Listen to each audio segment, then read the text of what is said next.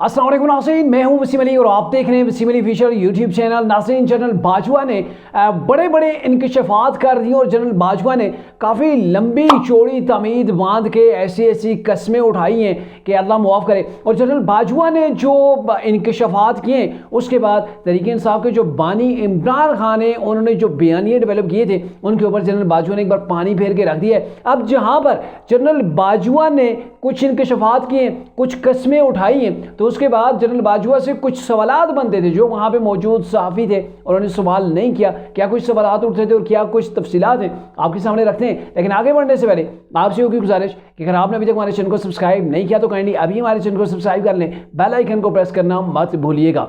तो नाज़रीन, जनरल बाजवा जब तक वो पावर के अंदर थे तो इमरान खान उनके बड़े फैन थे। इमरान खान सुबह शाम उन्हीं की तस्वीर बयान जो वो किया करते थे और इमरान खान कहते थे कि जनरल बाजवा से अच्छा तो कोई जनरल हो ही नहीं सकता। इनके इमरान खान ने फुल स्टॉप लगा दिया था जनरल बाजवा के ऊपर कि इससे अच्छा कोई जनरल नहीं हो सकता। और उसकी वजह भी ये थी कि इमरान खान को लाने वाले 2018 का इलेक्शन मैनेज करने वालों के अंदर जनरल बाजवा शामिल थे और जनरल बाजवा ही की मरून मिन्नत जो है इमरान खान इक़्तिदार तक पहुंचे थे। लेकिन क्या हुआ, जैसे ही जनरल बाजवा जो है वो बाहर हो गए, इमरान गवर्नमेंट से बाहर हो गए, जनरल बाजवा रिटायर्ड हो गए, तो उसके बाद इमरान खान ने पंचिंग बैग की तरह जनरल बाजवा के ऊपर तनकीद की। जनरल बाजवा को मीर जाफर, मीर सादक तक कहा और उसी जनरल बाजवा के ऊपर मुख्तलिफ किस्म के इल्ज़ामात लगाए गए, जिनकी मुख्तलिफ मौके जहाँ पर भी जनरल बाजवा को मिलते हैं तो वो वहाँ पर उसका जवाब दे रहे होते हैं, अपनी सफाई पेश कर रहे होते हैं। और रिसेंटली एक जनरल है, उनके पोते की शादी थी तो वहाँ पे जनरल बाजवा वहाँ पे गए हुए थे और वहाँ पे कुछ साफ़ियों की भी आमद हुई और वहाँ पे साफ़ियों के साथ जो इंटरेक्शन हुआ जनरल बाजवा का, तो बाजवा साहब ने वहाँ पे कुछ जो है वो इंकशाफात किए और इंकशाफात भी किए तो कुरान के ऊपर हाथ लगा कर किए। क्या कुछ जनरल बाजवा ने कहा ये आपके सामने रखते हैं। पहले तो यह है कि वहाँ पर जो साफ़ी थे मुजीबुर रहमान शामी थे और अब्दुल मालिक हैं दी न्यूज़ के पहले उसके अंदर काम किया करते थे, आप पता नहीं कौन से चैनल के अंदर है, तो ये दोनों साफ़ी वहाँ पे मौजूद थे, बड़े सीनियर किस्म के ये साफ़ी हैं।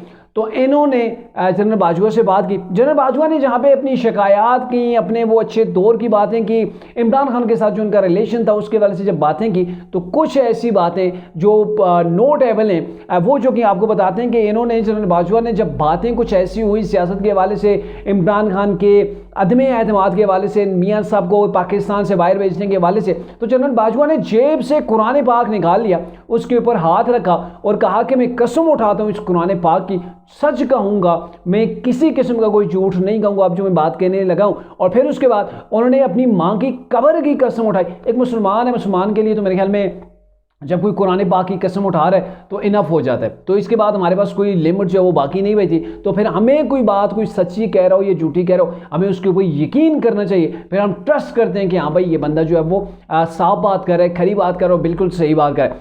दो कस्में, यानी कि कुरान पाक के ऊपर हाथ रखा। बड़ी बात है कि जनरल बाजवा साहब जेब के अंदर कुरान पाक रखते हैं, इट्स मीन कि वो तिलावत भी ज़ाहिर उसकी करते होंगे। ज़ाहिर जेब के अंदर चीज़ वो बंदा रखता है जो उसे ज़्यादा से ज़्यादा जो वो यूज़ेबल उसकी होती है, तो उन्होंने वो चीज़ अपनी जेब के अंदर रखी हुई है। और दूसरे नंबर के ऊपर अपनी माँ की कब्र की जो उन्होंने कसम उठाई। और जो तीसरी उन्होंने जो वो बात कही कि अगर मैं झूठ बोलूँ तो पैगम्बर रसूल की क़यामत वाले रोज़ मुझे शफाती नसीब ना हो, तो ये एक बहुत बड़ी कसम है। और डेफिनेटली एज ए मुस्लिम हम सबको इसके ऊपर जो है वो पूरा उतरना चाहिए। उन्होंने जो बात की उसको सच तस्लीम कर लेना चाहिए, क्योंकि कोई भी इतनी बड़ी कसम नहीं उठा सकता है। आप मुसलमान हैं, आप अंदाज़ा करें ना, क्या आप ऐसी किसी मामले के ऊपर जो है वो कसम उठा सकते हैं? ऐसी कसम उठाना बड़ा मुश्किल है। और जनरल बाजवा साहब ने ये कसम उठाई तो उसके बाद उन्होंने 3 पॉइंट की बातें की हैं। एक पॉइंट की बात तो ये की है कि मियाँ नवाज शरीफ को उस वक्त जेल से निकाल कर जब उनके प्लेटलेट्स जो वो गिर गए थे तो इनकी किरदार, उसके अंदर कोई किरदार जनरल बाजवा साहब का नहीं था कि मियाँ साहब को यहाँ से लंदन भेजा जाए। यानी कि मियाँ साहब को लंदन भेजने के अंदर किसी किस्म का कोई रोल जनरल बाजवा का नहीं था। ये जनरल बाजवा साहब ने 3 कस्में उठाने के बाद ये बात की है।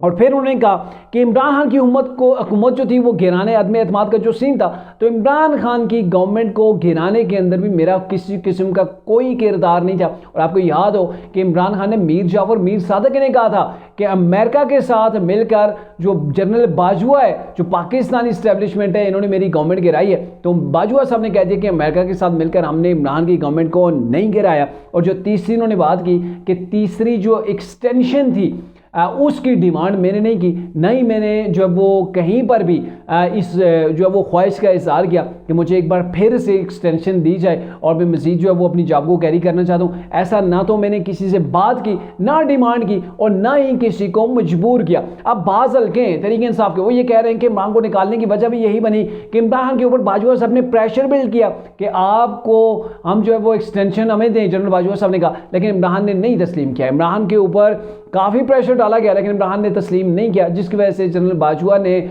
उनकी गवर्नमेंट को गिरा दिया। अमरीकी साजिश का बयानिया, फिर वो साइफर का आपके सामने। तो इमरान ने बहुत सी थ्योरीज बना रखी थी। पहले अमेरिका और फिर जनरल बाजवा अचानक से निकल आए थे कि इन्होंने मेरी गवर्नमेंट जो है वो गिराई, क्योंकि अमेरिका का जो बयानिया बना के इमरान अफोर्ड नहीं कर पा रहे थे। इमरान खान अमेरिका के खिलाफ जो है वो बयानिया बना के ओपन भी नहीं करना चाह रहे थे कि अमेरिका का नाम है, वो बैरूनी साजिश से कहना चाह रहे थे। क्योंकि इमरान ने जब वो साइफर का मामला आया था तो वो आरटीओ जो पब्लिक हुई थी उसके अंदर उन्होंने कहा था कि हमने अमेरिका का नाम नहीं लेना है, और फिर ही जोश खितावत के अंदर कप्तान जो है वो बोल गया था कि उसने क्या कह दिया। लेकिन बहरकैफ 3 बड़े इल्ज़ाम जो जनरल बाजवा के ऊपर लगे तो उनकी उन्होंने नफ़ी कर दी है। और इसके बाद जनरल बाजवा से मेरे ख्याल में ये सवाल बनता था, अब्दुल मालिक को भी पूछना चाहिए था, मुजीबुर रहमान शामी काफ़ी सीनियर जो वो साफ़ी हैं उनको भी पूछना चाहिए था, आपने ये चीज़ें तो क्लियर कर दी। अब पिक्चर की जो दूसरी साइड है, आप कम से कम अभी आपने कुरान भी उठा रखा है, आपने कस्में उठा रखी हैं, आप कम से कम इस कौम को बता दें कि इमरान को जो लॉन्च किया जा रहा था,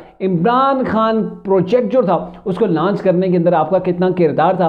आप क्या इमरान को अपने कंधों के ऊपर बिठा के जो है वो पाकिस्तान का उनको आपने वज़ीर-ए-आज़म बनाया या नहीं बनाया, ये सवाल मेरे ख्याल में उनसे पूछा जाना चाहिए था। और ये भी बाजवा साहब से पूछा जाना चाहिए था कि 2018 का इलेक्शन है क्या आपने मैनेज किया, और मैनेज सिर्फ इमरान के लिए किया। और ये भी पूछा जाना चाहिए उनसे कि आपने उस वक्त इमरान ने इल्ज़ाम लगाया था कि अब मेरे दौर के अंदर नैब के इदारे को मैं कंट्रोल नहीं कर रहा था, कंट्रोल कोई और कर रहा था। जनरल बाजवा के ऊपर उन्होंने इल्ज़ाम लगाया था कि नैब के इदारे को जनरल बाजवा कंट्रोल कर रहा था, फैज़ हमीद की तरफ भी उनका इशारा था।